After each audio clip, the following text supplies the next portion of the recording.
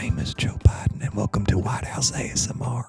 I'm gonna open a bag of chips now. Hey. Like that. Hey, welcome to America, the conversation. It's good. You'll like it.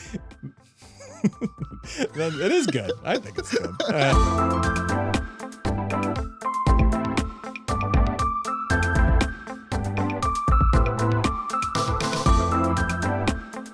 Hello, and welcome to America, the Conversation. I am one of your hosts, Tim Phillippe, considering moving to Ireland or Canada or something like that, but I'm an American, so I'm pretty much stuck here, and it costs money to move. With me, as always, is Andrew Turner, who is pretty much dead set on moving to Ireland at some point and abandoning this place, but yeah, why is that? Because it's a dumpster fire here, and Joe Biden refuses to step down, partly, and Trump's definitely going to win. Because Joe Biden is definitely going to lose in 2024. I hope I eat those words, but I don't think I'm going to. And that makes me really sad. No, it doesn't. It does, actually, but not to the point of crying. It's kind of bewildering a little bit, especially why I'm confused. Oh, I'm not confused as to why Joe Biden's not going to do well, because he's old, visibly old, to the point where he looks like an impression of an old person. Like, I'm like, I would go like this. That would be a pretty solid Biden impression. Like, and I mean, did you think so, Andrew? I mean, what's your, yeah, no? Good Biden? And now the time is near, and as we face the final curtain. That's all I can sing. Get copyright struck. Yeah, that's all I can sing. Don't even know what that song is, at least not off the top of my head. But yeah, it sounds popular. Or if you wrote that yourself, good job. But I'm going to say you didn't because someone. Oh wait, no, I do know that song now. Sorry. Yeah, dug a little deep. But we're quoting all of this from a New York Times poll that came out, that if you want to bring it up while I'm talking, you can. But it basically shows that Trump is up 10 points ahead of him in some state. Which one is he up to? Nevada. Trump is up 10 points ahead of Biden in Nevada, 5 in Arizona, 4 in Pennsylvania, 6 in Georgia, 5 in Michigan, and okay. Biden's doing pretty okay in Wisconsin, I guess. Yeah, +2, definitely not in the margin of error. Yeah, not in the margin of error at all. And everyone under the sun, at least on the left, is freaking the fuck out about this, and they rightfully should be, I want to say, but I mean, it is kind of bewildering that a person that has 90 plus indictments, one of which I think isn't even an indictment anymore. They were the thing with the New York money and their businesses. They were found to just be guilty, and it's now just a matter of, that was never an indictment. Yeah, that was just a fraud case. So yeah. he and his sons committed fraud, inflating their apartments and businesses. Yeah, they've been found guilty of that. We don't have to say at this point allegedly. just deciding how much they have to pay the judges, at least. While Trump and his attorneys attack the judge, which is always a good idea when you're being judged by a judge, is to attack them publicly. Which is insane. And that may be because, people like, we talk about in the show, people love a strong man and, somebody not taking it from that judge who's definitely corrupt. And I mean, who did run on, I'm going to prosecute Trump. So I will say they have a point there. Not the judge. The judge not the judge. The prosecutor. Judge didn't run. Sorry. The judge was appointed. Not the judge. Sorry. He attacked No. we text prosecutor as well, who did run on. But the prosecutor at this point is just sitting back enjoying like what's going on here, right? Because she's already gotten a conviction. So like the person that he can attack. If I was his lawyer, I'd be like, don't attack the prosecutor because it makes you look bad to the judge. But like, if you got to say talk shit about the prosecutor, sure. Yeah. But don't talk shit about the judge. That person still has your life in their hands. They're deciding how much money you lose. Like, at least kiss their ass until they've decided how much money you lose. Talking and then shit you can talk about all a the judge. shit afterwards all you want. It blows my mind. He's just so fucking stupid. But he's winning. That's what's so scary. Well, that's because Joe Biden walks around like Joe Biden is like a lich with the lowest charisma score I've ever seen in my fucking life. Like he walks around and he's literally, the meme is now like him finishing a speech and then just turning and walking randomly, off to the side. Like Joe Biden is too old to be doing this job and does not have the mental cognizance to be doing this job. But the alternative is a fascist, Yeah. who is also an old piece of shit who's not capable to do this job. I don't think he was ever mentally capable to do the job, unlike Joe Biden. But I think that it's a lot of people see that Joe Biden isn't doing anything revolutionary. He isn't doing anything transformative. He isn't doing anything that's going to make him remembered as like a president that was like a change factor in the way that the world works. I will say he has tried. Like, I don't like Joe Biden as much as the next person, but he, the Build Back Better Act, the Inflation Reduction Act, which both have been pretty much killed by Republicans. Let's keep that. Like, he has put forth some things that have tried to make things better. He's still gone against like everything. Like, he didn't cancel student loan debt, which he did try, but the Supreme Court voted or ruled against that. Like, I want to interject here. There were 3 different ways to cancel student loan debt. He didn't try the 2 others. He promised a Green New Deal. He didn't do that. He did the IRA. Yeah. He promised to challenge the court and maybe put more seats on the court. Didn't do that. He promised to end the filibuster. He didn't do that. Like the fact is there was a lot of transformative things that he promised. At the same time, he talked out of the other side of his mouth to his donors, if you remember, being caught saying nothing will fundamentally change. Yeah, and that is what he's done. Words. You say that he tried. I think that he put forth the bare minimum effort to be able to say he tried. True. And then didn't fight any harder on any of these things. Didn't try to. He also went into this and wasted 6 months of political capital by saying we're going to find bipartisan ways to do this. And guess what? That didn't happen. Shocker. Like, we wasted all that political capital and time you had by trying to get compromise with Republicans when all of us, including us too, were saying that's not going to work. Just try to pass something with the Democrats. Yeah. But I mean, like, try is a presupposition to failure. I definitely believe that everyone should try to do their best. I believe in trying. But when you are the leader of the free world, you need to do more than try. You need to get it done. Yeah. Executive orders exist. Obama signed plenty. Bush signed plenty. Trump signed plenty. Like, what the fuck? Yeah. Yeah. And also there's multiple, like the student debt thing. Oh, we can't do anything. Our hands are tied. That's the same thing as being like, oh, the parliamentarian in the Senate can't. It's bullshit. You can do something. There are other ways to go around that, but you don't want to do it. So you let the Republicans and the right wing and the obstructionists be an excuse for you not getting it done. That is what is happening. And because of that, because politics has become the same old, just like it was pre-2016, people want a change factor. And there are a lot of people that do not know politics enough, or a lot of people in the Trump cult and are never going to leave enough to probably get him elected. Yeah. And Joe Biden is not going to do anything to change the game to make it where he's suddenly going to be popular, especially right now when he is helping perpetuate a genocide in Israel, when he has let student loans come back and lapse again and come back. When he has not passed any legislation other than the IRA when it comes to climate change. Yeah. When he is warmongering with Iran. I mean, like, shaking the Saudi prince's hand and making deals with him. And exactly. The thing with Israel, our generation and the younger generations will never forget this. Like, we will never, ever, ever forget what he allowed to happen. Like, hell, even there are some Republicans of all things who don't even want us doing that, or Ukraine, don't want us funding anything. Like, why can't we fund things at home? And the Republican constituents, Democratic, American constituents are all asking that same thing now. It's slowly but surely starting to hit everybody. Like, why are we spending so much goddamn money on wars? And we have a war hawk like Biden. We have a war hawk like Trump or Nikki Haley also trying to become president as well. Bush was the same thing. Obama was the same thing. We always have money for these wars, but we don't have any money for at home.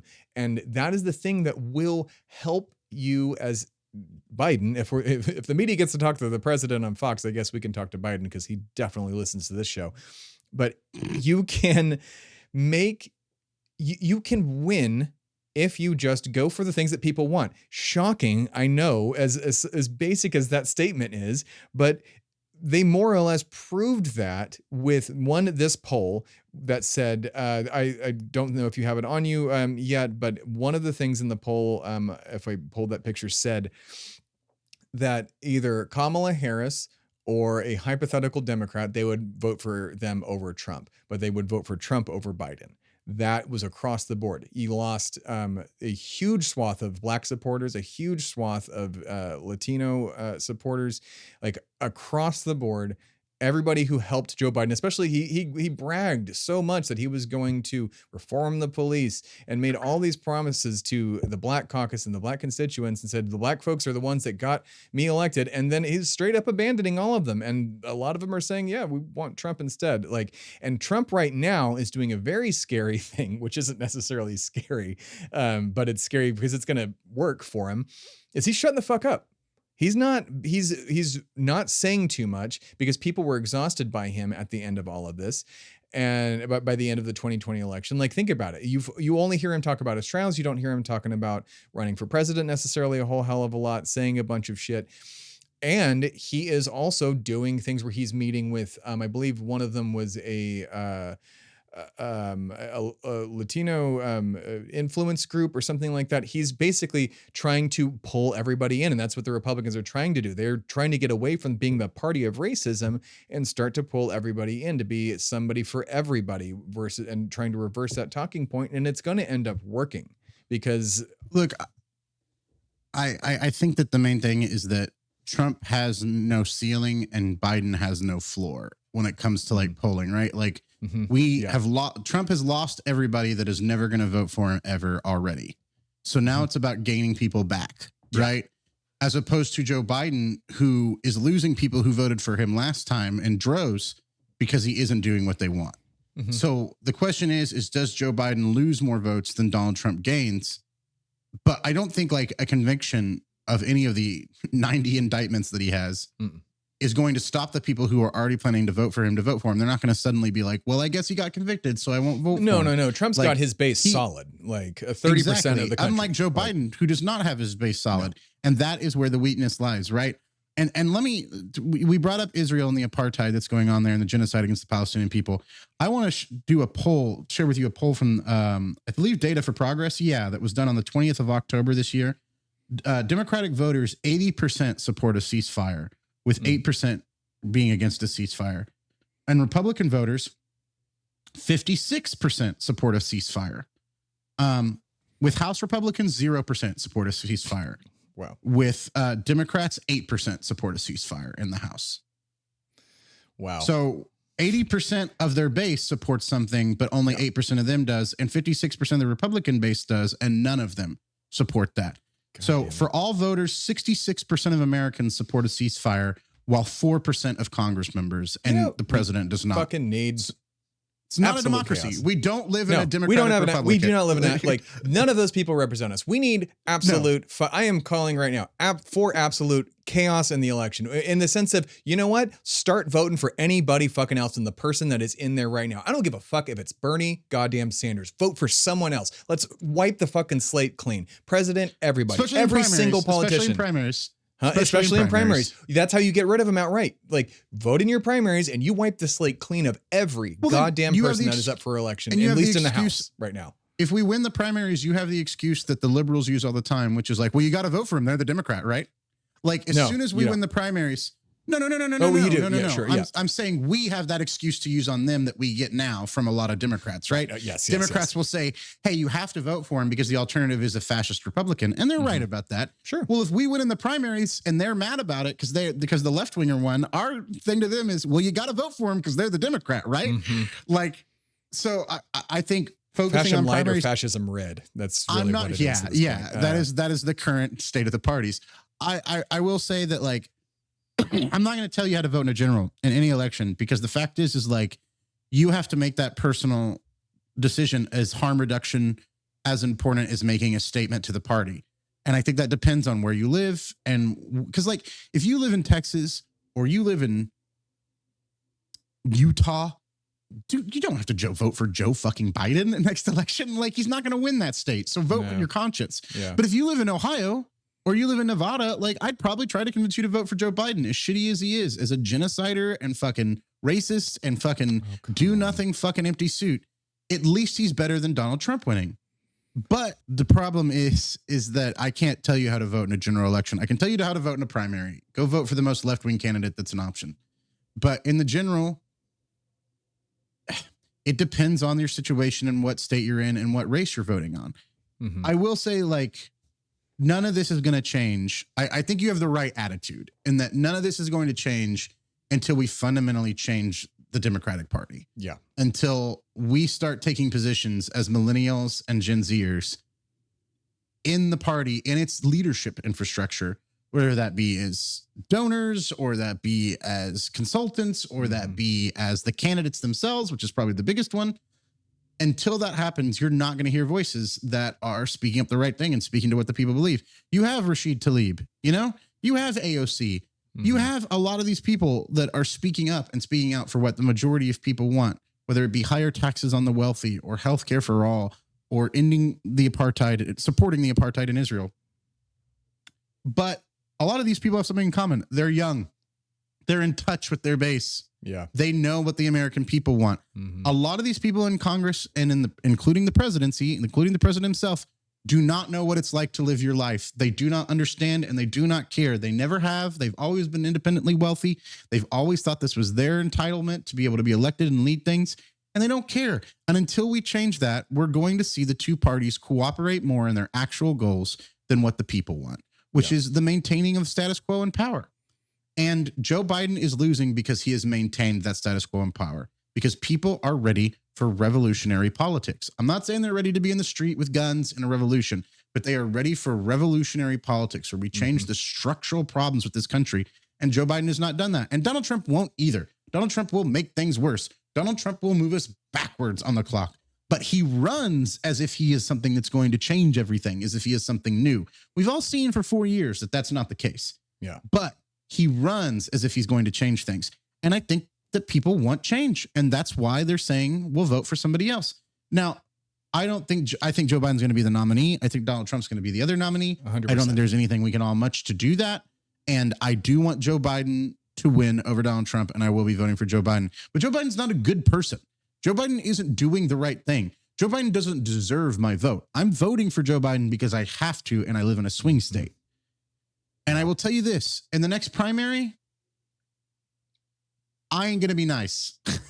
Yeah. Next time we have a presidential primary, I am going to call out every establishment Democrat I can and call them what they are: murderous, genocide, capitalist thugs. Yeah. And I'm going to demand that we put younger, more in touch people in office to get it done, because this country is going down the shitter, and it ain't because of the young people.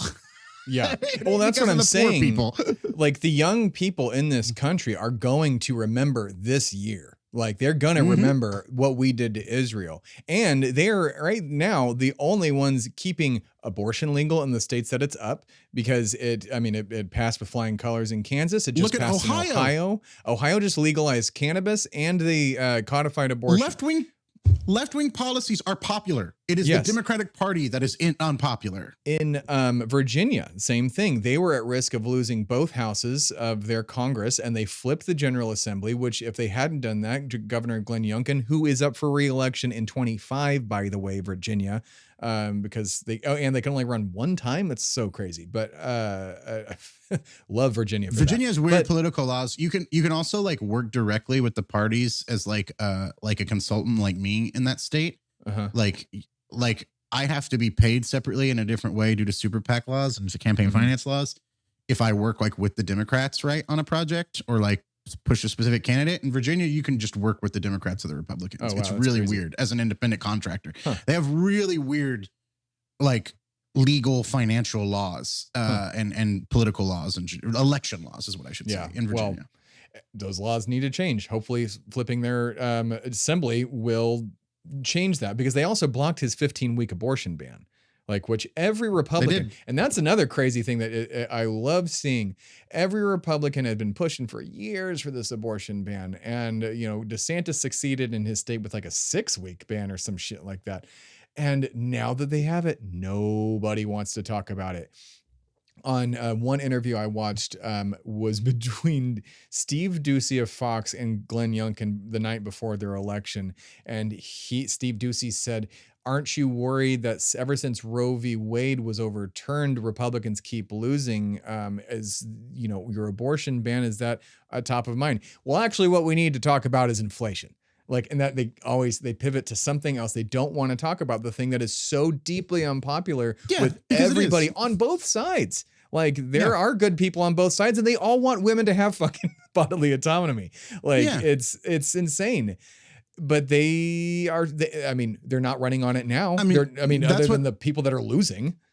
If I wanted to, if I was advising Joe Biden right now, I'd say drop the shit talking about Trump and having all your allies and that kind of shit talk about MAGA Republicans and blah, blah, blah. how crazy and right wing they are. People know how crazy and right wing the far right is. They don't need to be reminded. They either already know or they're part of it. Don't run Hillary Clinton's campaign, man. Like, yeah, that's exactly what she was doing. Exactly. Like, don't do that. Don't do that. Instead, talk about specifically about abortion and a national abortion ban. Talk about legalizing marijuana in your second term nationally. Like literally take the two popular things we just saw in Ohio, the biggest swing state of swing states, and say, you know what? If I'm president, there'll never be a national abortion ban for 4 years. If I'm president, I am going to legalize marijuana nationally with an executive order, like day one, whenever I get my second term. Yeah. If you do that alone, you will pull back a bunch of young people. Now, I would also highly suggest calling for a ceasefire in Israel. That would probably help. Sake. Yeah, calling for a ceasefire in Israel and saying we're not going to give you any more weapons until you work out this problem together. Calling for humanitarian aid in Israel. Actually agreeing to pass a Green New Deal in your second term, or saying, no. Well, you don't have to pass it. Sure. You can, once again, just like you said, do executive orders. Propaganda. As we talked about in our last exactly. episode. And I'm not even saying lie. Like say, like I will try my best to pass it in the Senate and the House, but I don't think that's going to happen. So instead, I have this list of 60 executive orders that will accomplish a lot of those goals and lay them out. You know, like there's a lot of things that he could do to change this around, but it's going to take somebody who is out there on the campaign trail talking about what the difference is going to be between him and Trump. And not just saying Republicans bad, Democrats good. That's not enough of an argument anymore. You need to put up policy and you need to show how you're going to do it. And not just the policy that you want, but how you're going to pass it. Bernie's solution was, well, we're going to do a 50-state strategy and we're going to win back the Senate and the House in numbers you've never seen before. And like, I don't know if that was capable, if he actually could have done that, but at least it was a strategy on how we were going to get these crazy left-wing, like I say crazy, but like they're really not crazy compared to every other country. But like for America, far left-wing policies passed as he was going to win a Senate and a House that would pass it for him through a general movement. Joe Biden has no plan to get any of these ideas done. Like, why am I reelecting Joe Biden other than Donald Trump? Like, I want to keep a status quo. That's literally it. Like, I want his advisors. I want the people that he's sending out there that are representing him to tell me why I should vote for Joe Biden without saying the words Donald Trump or Republicans. Yeah. Like, give me a reason other than Republicans bad, because Republicans bad is not good enough to win an election. We learned that in 2016. Yeah. It's going to keep continuing. Like, I mean, even David Axelrod, like, went as far as to say, like, more or less, I'm paraphrasing what he tweeted out here and tagging the president in his tweet, or X, whatever you call it now, that is, he's either doing this what's good for him or what's good for the country. He needs to decide what that is right now. More or less, that's what he said. And I personally think he wants to be president. I think, or the Democratic Party for some reason has a thought in their head that Biden's the only one that can do it, because you can't switch presidents during war. You can't do blah, blah, blah. I think he thinks he's the only one who can beat Trump. And I think that's exactly wrong. Like Trump. I'm the only one that can save it. Dude, we've been over this. You're not. I think anyone but Biden has a better chance to beat Trump, other than like charisma sucks, like Pete Buttigieg. Like Pete Buttigieg would lose. JB, he is the governor. He's the governor of not Chicago. Pritzker. Pritzker, thank you. He's the governor of Illinois. He is somebody who's constantly criticizing. You call him the governor of Chicago. I did call him the governor of Chicago earlier, and I'm like, I mean, Chicago needs to be a villain in one of my DNA. Like, I'm the governor of Chicago. Like, what happened to Chicago? That they're a whole thing. They're not a state. They just have a governor now. It's so big. They have their own flag. I mean, most cities have. There is a city. There is the windy city state of Chi-Town in my world. So, that's cool. We'll definitely talk about that later. He is constantly railing against Biden about all the decisions that he's been making. I don't know if he's talked about against Israel or not, or his work with funding this war. But he, at least when according to the folks on the Majority Report, have been watching him, saying that he's ready to run. He could easily get a campaign together like that. He's got charisma. I mean, they need to have people in the wings ready to do it in case Joe Biden dies. Like, straight up, like in case he has a heart attack or something. It's not going to be Kamala. She's a wet blanket and a cop. Like no one Kamala likes will her. Try. She'll She will try, but it's. I think she'd lose. I think she'd lose a primary. Yeah, but it's also kind of insane that like they don't have. I mean, she is a Black Pacific from the Pacific area of the world. Pacific Islander. Thank you. Woman as the first female vice president with all of these things that like you could run that on a first, and why they didn't think let's have Joe be the great unifier and be a Johnson or whoever called themselves the great unifier back in the day, and then have him move along. What was it? Who was the one that called themselves, tried to make it seem like that? Fuck, I don't remember. It doesn't matter.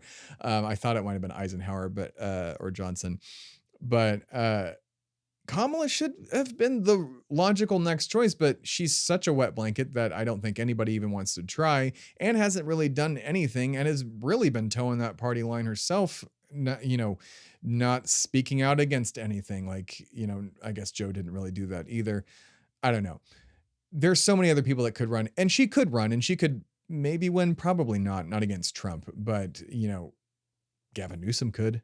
Or anybody else. But even then, those people, why would they want to do that now when they would have just as much of a better shot to do it in 2028? Like nobody wants to shoot their shot right now. I think Trump, no. I think Trump is probably the weakest candidate the Republicans ever run, but Biden is a significantly weak and unpopular candidate as well. So if like Newsom popped in, he's weaker. I don't know that Joe Biden won't win this race. Like, don't get me wrong. I don't know, man. I don't know. I think once Trump gets convicted, I am worried as fuck. But I want to say the title is a little clickbaity on our parts because like 100% did it on purpose. I don't know what's going to happen.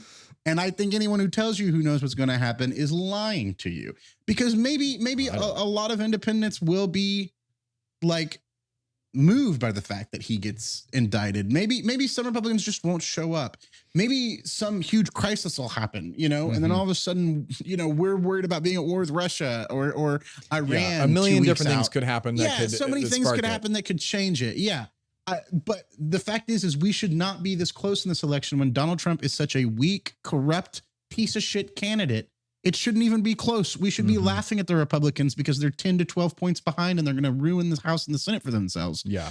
But we're not, because Joe Biden is a candidate that everyone thinks correctly is an old man that isn't all there and isn't getting anything done. That's all true. Yeah. And I don't know what's going to happen, but like in my ideal world, Joe Biden steps down right now and says, I will not be running for re-election. I've changed my mind. And we have a primary where we get to see who the candidates that can best go against Trump are. And we have that debate and that discussion then. But it's not 90% sure that's not going to happen. Joe Biden will be the candidate. He won't do it. Like I'm reminded of the West Wing episode where you find out that he has MS and they're like, why didn't you say anything? Because I wanted to be president, was his response. That was Reagan's response too. Like the guy had Alzheimer's. And I don't know if he knew it, but his doctors definitely fucking knew it. And there was Nancy knew it. She was too busy running the country. Nancy knew it. And she probably made him go. Like he blanked out in the office in front of his daughter. She gave him such good head that he got Alzheimer's. God damn it. That's not it is a gross joke, but that was found Nancy out that Reagan was throat goat. Yeah, she was throat goat. They called her that. That she definitely performed service sexually on many different people. She was known in Hollywood as the queen of such things. So that's Nancy Reagan for you. Don't do drugs, but definitely. To be fair, that is my goal as well, is to become a first man to female president and then be known throughout history as just doing great at cunnilingus. That would be my ultimate goal. What a great last episode of the year. Andrew, he was a great home husband to that president, and man, did he eat pussy. Like that was Jesus Christ. Oh Lord. Yeah. Remember, we're not news.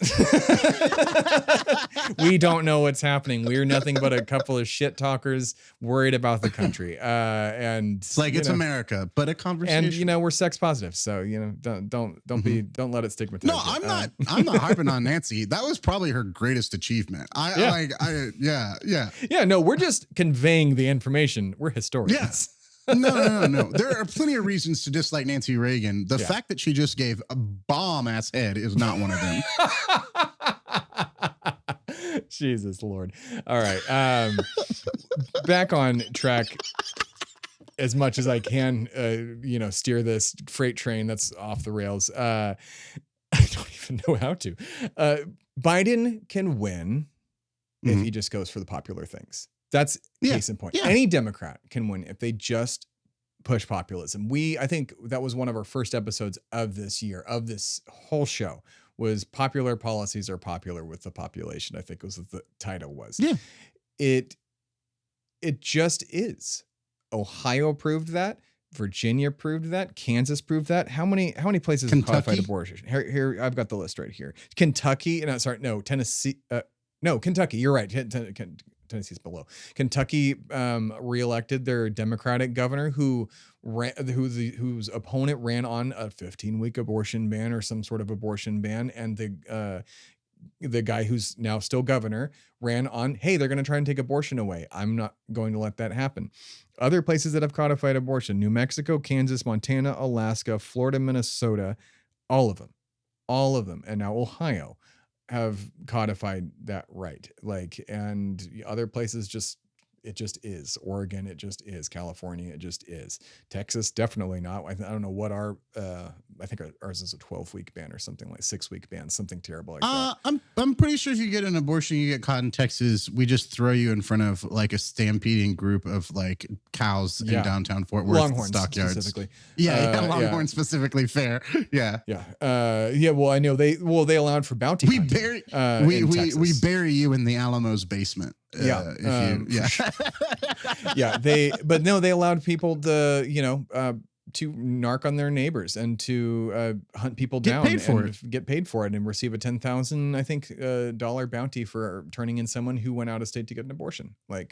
It's disgusting. Republicans are disgusting. There has to be a way we can scam that, right? Like there has to be a way we can make up fake people with fake abortions, and you and I can make some quick money. For half a second, like how can I scam them out of this money and give all of that money to the Lilith Fund or something like that? Like we just have a lot of Dyer hair a bunch and do different like costumes, and then we just take pictures with her having a balloon in each costume. I don't think that works, just because you do have to turn a person in at the end of the day to the cops. So Texas is awful. AI's doing some great work. We'll figure it out. Good grief. Fucking goddamn. I'm on the jokes tonight. Yeah, sure. Hard jokes. There's really nothing else that we can say that's going to add to any sort of these conversations we've had to this year. That's the name of the show, right? America, the Conversation. And that's all we want to do is have these. Because you're having them right now. You hopefully had a nice conversation about PragerU when that episode came out right before Thanksgiving. I hope you had a nice conversation about propaganda last week and about Mike Johnson before the episode on Prager. All we want to do is talk about this. We're not just asking questions like Tucker Carlson or anybody else. We are trying to inform in the best way that we know how. We are trying to convince maybe an echo chamber, maybe not. I don't know. Hopefully people are finding this show that there's are a lot curious. Of people that are criticisms on us. Oh, so on YouTube. Well, even on TikTok. I mean, sometimes TikTok's more popular than not popular on TikTok. But don't get me wrong. I've spent many a morning gleefully arguing with crazy people on TikTok over our content. And it's insane. And, next year we're going to have a lot of episodes that we're just going to read y'all's comments and discuss them, especially mostly just the right wingers. It's going to be like mean tweets. I did want to call it America, the Conversation presents Jimmy Kimmel's mean tweets, or something like Jimmy Kimmel's mean tweets. I think that's because it's not the name. It's something like Jimmy Kimmel's mean tweets.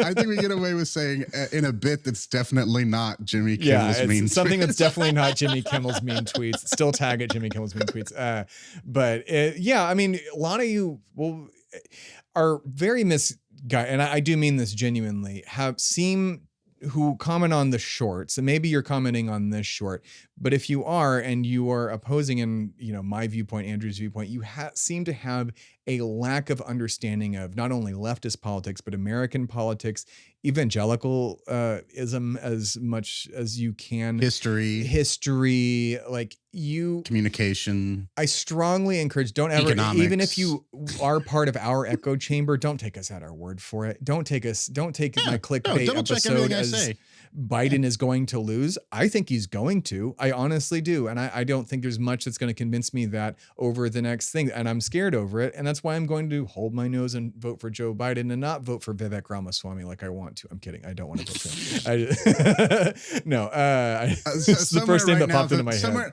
Somewhere right now, Vivek is like, someone said they vote for Someone me. said my name. That's one. Are they, hopefully they're at least over 25 because I do not want anybody under the age of 25 voting. Yeah. And like, I want to point out, by the way, in that debate, yes, he made a sexist comment about Nikki Haley, but he also got a great swipe in at Ron DeSantis in the same joke. And it was overshown by the media because of the sexist aspect of the joke, talking about 5-inch heels. Oh, but right. he did say, apparently there's two of you on stage, and that was laughed about and clapped over and like booed and cheered. But I heard him and have now listened multiple times to confirm he does say, like the two of you on stage in 5-inch heels. That's funny. Oh, damn, Vivek. Okay. Props to the burn. Yeah. Ramaswamy got a Ramalama ding dong back and forth on that one. Like he put her on the ropes. It made me sad because everybody was like, look at the sexist shit that he did to Nikki Haley, which was, but he also got Ron. Yeah. And I love anytime Ron is very much like he's my political, like, what do you call it when it's a paper mache stuffed animal that is full of candy? Full of pinata. Pinata. Sorry, yeah, he's every bit of Texas card revoked from me. A pinata. He's my political pinata because like it makes me happy to see Ron sad. Oh, like, yeah. It's because his face doesn't know how to make emote at all. Yeah, his face he's so confused when he realizes he's done a bad job. It's very much the golden retriever who's like gotten into the trash look. Mm-hmm. And I love looking at that because like when he tries to smile, he'll like lick his lips. Like, oh, it's so weird. And it's so weird. Like, what is that smile, man? Like, he used so much tongue in his smile at that debate. Man, we didn't cover that because who cares? Yeah, because it's junior varsity debate team. Because, like, what do I care? Yeah, like if none of them are going to beat Joe Biden, who's probably going to lose to Donald Trump, why give them the time of day? Look, like, if my dad can't make it to my JV debate, I don't have to make it to the Republican JV debates. Dude, yeah, it's just, God, I can't wait to do I Don't Trust This Person about Ron DeSantis next year. Watch that. We finished George Santos. Ron DeStinky. Yeah, the weird lives of Ron and Casey DeSantis. Can't wait. Man, I want to know if his face is made out of clay. But yeah, so we've gone off the rails as we usually do. And, you know, just this year, much like this show, went off the rails. I mean. Is Joe Biden going to lose? Probably. It's very possible. You need to get out and vote, and you need to hold your nose and vote. Unfortunately, kids, it sucks. It really fucking sucks. And that, like, know that we think it sucks too. We're all in this together, and it sucks. It sucks that we have to vote for Joe Biden. It sucks that we have to vote for this war hawk who heard the cries of an entire nation saying, don't fucking join in this apartheid war, and said, I'm going to send 2 battle carriers there. Like, even though that yes, they were being targeted themselves by Hamas, blah, blah, blah. Like, okay, just shut the fuck up. Just shut the fuck up. We don't want any part of this. And our generation, Gen Z, Alpha, whoever the younger ones are, they're all going to remember this, and we're going to change it. And people like you, Joe Biden, people like Donald Trump and Nikki Haley and Ron Clayface DeSantis and Tim Scott, don't get me started on his girlfriend that showed up 2 months before Iowa. But oh my God, I wish we had time. Girlfriend from a different school. Yeah. And then also, his business associate comes out to support him too. Oh my God. I wish we had time also, to do a whole compare thing. Ron to Clayface. Clayface is an amazing actor. Clayface is a good person, and just trying. I don't know that he's a good person, but he's not a good person. He's a great actor. He's a great actor, and he's a canonically. He's a sad person. He's not fully evil. He could be turned, whatever. And Harley Quinn show, he's hilarious. Typical Batman the Animated Series villain in that he's very sympathetic. Yeah, unlike Ron DeSantis, who is not sympathetic at all, and possibly tortured people at Guantanamo Bay. We are not too sure. We'll cover that. And I don't trust this person. perhaps the next president if Donald Trump and Joe Biden both have a heart attack. I really don't think that's ever going to happen. Like if we could speculate now, it would be Nikki Haley over all of these people. Riz. Nikki Haley's the second in command here, or second in line. Yeah, I think it might not even be one of those people. Like if he were to die all of a sudden, like I think it would might it even be? I can't imagine anybody else. It would be a fucking clusterfuck of 30 people. Yeah, sure. Like, and then the convention would decide it. Like, that's yeah. I think that nobody would get enough votes to actually take it, and then the convention they would decide. I think the same thing would happen with the Democrats too if it happened right now. Like maybe not because they're less divided. They don't have a God King like mentality, so like it would be easier to shift to certain people. But like if Trump died right now, the Republican Party would be all about who can emulate Trump the most, right? I think that would be who they vote for. If Joe Biden died, it's free game for the Democrats, which I think is actually easier to get somebody in the primaries to win, because then people will just jump on the bandwagon of whoever's winning the primaries and whoever's winning the internet rhetoric and that kind of thing. Before we go, I don't know. I'm looking at the numbers here, and I don't know if this. Well, no, I'm actually not looking at the correct numbers. So no, I'm not looking at the numbers. That's Nancy Reagan's body count. Is that what we're? No. And maybe we've talked about this before. And maybe none of us know, can the Republicans running pull a Democratic Party what they did to Bernie Sanders, like, and killed Trump's campaign by like all dropping out and supporting Vivek? They're trying. They're trying. I don't think they can. I think Trump's still got too much. I mean, they did that. They did that in 2016 too with Ted Cruz. Remember, like they all rallied behind him at the end, like whenever Super Tuesday came around, and it still didn't work. So no, I think that Donald Trump has captured the Republican base as a cult figure. Like he is. You can walk up to them and literally be like, I mean, like the surrender thing is one of my favorite. Like they all have these shirts that say "Never Surrender" with Trump's mugshot, and then you'll see 3 different liberal fucking commentators walk up and be like, "So your shirt says Never Surrender?" Yeah, and then has a picture of him surrendering to the Georgia police.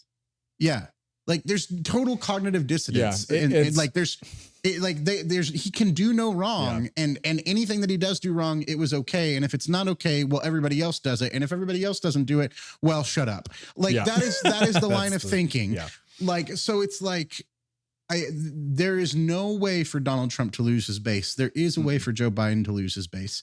And that is terrifying as a concept, because I think we could wind up with another Trump presidency. Yeah.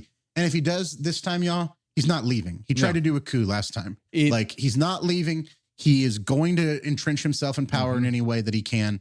And we are going to start living under a fascist dictatorship. 100%. If like, understand this as we leave, like, you know, we talk in a lot of hyperbole, we talk and a lot of sensationalists of, you know, Joe Biden will lose. He may not, but if he does and he loses this election, my friends, you have witnessed the last free election in this country until Trump dies or somebody else, you know, until we fight fascism off. Until a revolution happens, or the country splits up and you have the Republic of California. I think you could see John Jr. easily say, well, we're still in crisis. I have to take the reins from my father, like his first citizen or whatever it gets called. Exactly.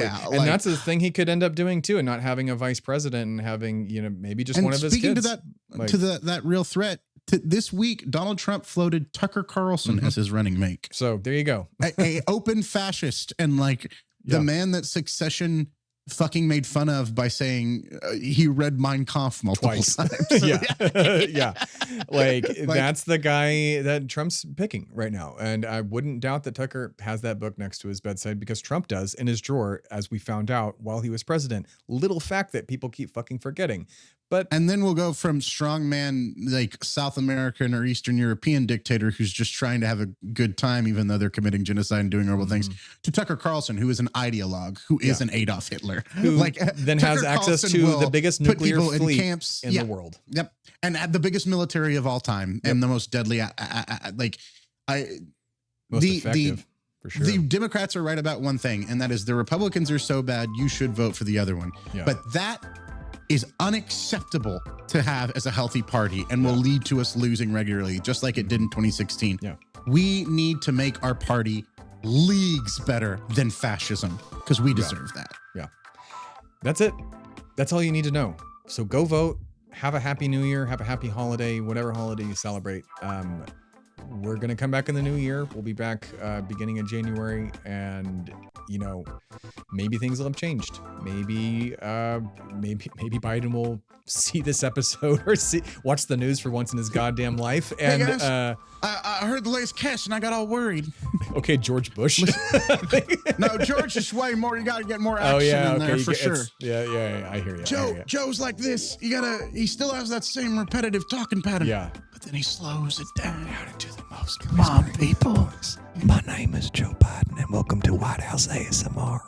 I'm gonna open a bag of chips now. Hey. Like that. Hey, welcome to America, the conversation. It's good. You'll like it. It is good. I think it's good. All right, everybody. Happy New Year. Happy holidays. Merry Christmas, Kwanzaa, Saturnalia, Hanukkah. For Thanksgiving, make sure you tell your uncle you support trans people, you're a member of Antifa, and Nancy Reagan is the throat goat. Those are the three things you should definitely tell your uncle this Thanksgiving. Yeah, and stop being fascist. I don't know. Well, good luck on convincing good uncle luck. of that. Yeah, it's not gonna happen with your uncle. I'm sorry, but take care of yourself, take care of your community. Good night. You've been listening to America the Conversation, a production of Shway Media and America the Podcast Presents. The show was created and is hosted by Tim Phillippe and Andrew Turner. The show's theme song is by Timmy Two Step, and all other music and sounds heard in this show were procured through the amazing companies listed in our show notes. America the Conversation is mixed and edited by Tim Phillippe at Shway Media Studios in Austin, Texas. For more information, please visit shwaymedia.com. Copyright 2023, all rights reserved.